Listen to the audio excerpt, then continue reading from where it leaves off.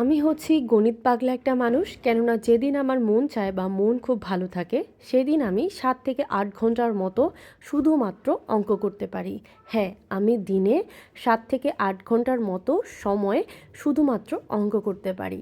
এই ব্যাপারটায় আমার অনেক ধৈর্য। হ্যালো এভরিওয়ান, আদাব, নমস্কার, আমি Kona. Welcome back to my another study blog. I hope you are doing well. এটা হচ্ছে আমার গতকালকের স্টাডি ব্লগ।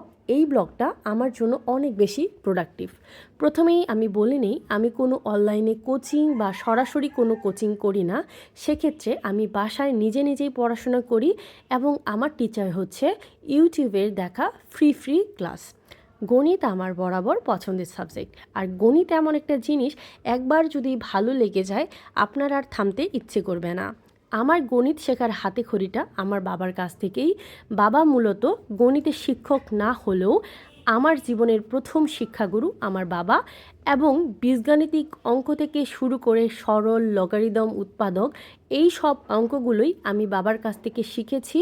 এবং বাবার কাছ থেকে বেসিক ধরে ধরে অঙ্ক শেখার যে ভালো একটা ফলাফল, আমি এখন এটা রিয়েলাইজ করতে পারি। আমি মূলত গণিত সাবজেক্টটা একদম রিটেনের আঙ্গিকেই প্রিপারেশন নিচ্ছি। গণিতে আমার তেমন কোনো একটা সমস্যা নেই, তবে কিছু কিছু অঙ্ক একটু সমস্যা আছে। যেমন কোণ নির্ণয়ের অঙ্কগুলোতে একটু সমস্যা হয়, এগুলো আমি পরবর্তীতে সলভ করে নেব। আমি মূলত 2 দিন ধরে মেন্টাল অ্যাবিলিটির অঙ্কগুলো করছি। এই সাবজেক্টটা আমি কিছুদিন আগেই শেষ করেছিলাম, তবে এখন আমি নোট করছি। মেন্টাল অ্যাবিলিটির অঙ্কগুলো না আমার কাছে দারুণ লাগে। আমার কাছে নোট করে পড়ার কিন্তু অনেক সুবিধা আছে এটা মনে হয়। আমি কেন নোট করছি? আমি মূলত নোট করছি পরবর্তীতে যেন ভালো মতো একটা রিভিশন দিতে পারি বা গুছিয়ে একটা প্রিপারেশন নিতে পারি। এখন একটা প্রশ্নের উত্তর আপনাদেরকে দেই। আপনারা আমাকে অনেকেই জিজ্ঞাসা করেন, আপু গণিতে কিভাবে ভালো করব বা করা যায়। আমার খুব বেশি একটা অভিজ্ঞতা নেই, তবে আমি নিজস্ব অভিজ্ঞতা থেকে এটুকু বলতে পারি যে গণিতে আসলে কিভাবে ভালো করা যায়। আসলে যারা একদম গণিতে মারাত্মক ভয়াবহ অবস্থা বা গণিত একদম কম পারেন, তাদের ক্ষেত্রে আসলে রুট লেভেল থেকে গণিত শেখা উচিত। আমি রুট লেভেল বলতে এটা বোঝাচ্ছি না যে আপনি এই বয়সে এসে যোগ বিয়োগ গুণ ভাগ শিখবেন। আমি রুট লেভেল বলতে বোঝাচ্ছি 6 থেকে 10 পর্যন্ত যে গণিত বইগুলো, সেগুলো থেকেই অঙ্ক শুরু করা উচিত। কেননা পরীক্ষায় মূলত এই বইগুলো থেকেই কিন্তু প্রশ্ন হয়ে থাকে। অনার্স বা ইন্টারমিডিয়েটের বইগুলো থেকে কিন্তু কোনো চাকরি পরীক্ষায় প্রশ্ন আসে না। আমি গণিতের ক্ষেত্রে বলছি। যাদের বেসিক খুব খারাপ তারা 6-এর গণিত বইটা দিয়ে অঙ্ক করা শুরু করতে পারেন। এখন কথা হচ্ছে, আপনি কি 6-এর পুরো বইয়ের অঙ্ক করবেন? না, কখনোই না। যদি একটু কোশ্চেন অ্যানালাইসিস করেন, বিসিএস, ব্যাংক বা নিবন্ধন বা বিভিন্ন চাকরি পরীক্ষায় আসা যে টপিকগুলো, আপনারা মূলত সেই টপিকগুলোই পড়বেন। কোশ্চেন অ্যানালাইসিস করার পরে আপনি দেখবেন যে কোন কোন জায়গাগুলো থেকে প্রশ্ন বেশি এসেছে এবং সেই জায়গাগুলোতেই আপনি ফোকাস করবেন।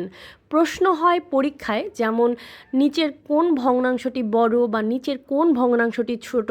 ঠিক 7-এর বইয়ের ক্ষেত্রেও কিন্তু প্রশ্ন হয় যে আপনি উৎপাদক করেন, বা নবম দশম শ্রেণীর বই থেকে যে বীজগণিতিক অঙ্কগুলো আসে সেগুলোও কিন্তু অনেক বেশি গুরুত্বপূর্ণ।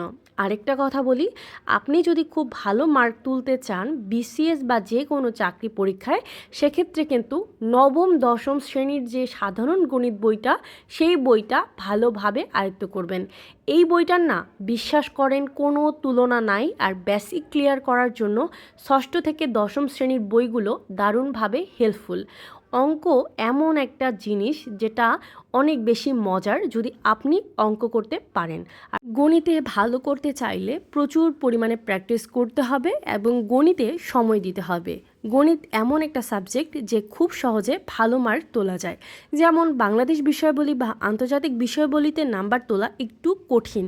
আন্তর্জাতিক এমন কিছু প্রশ্ন হয় প্রিলিতে, মনে হবে যে ভিনদেশ থেকে সেই প্রশ্নটা এসেছে, কিন্তু গণিতের ক্ষেত্রে সম্ভব। কেননা আপনি যদি একটু পরিশ্রম করেন তাহলেই দেখবেন যে ভালো একটা মার্ক তুলতে পারবেন। আপনি যখন এই ছোট শ্রেণীর অঙ্কগুলো করবেন, সেক্ষেত্রে কিন্তু আপনাকে অনেকেই অনেক কথা বলতে পারে, সেক্ষেত্রে কোনো কান দেওয়া যাবে না। আপনাকে নিজ লক্ষ্যে পৌঁছানোর জন্য আপনাকে পরিশ্রম করতে হবে। আর যারা একটু গণিত ভালো পারেন তাদের একটু অ্যাডভান্স লেভেলের গণিত করা উচিত।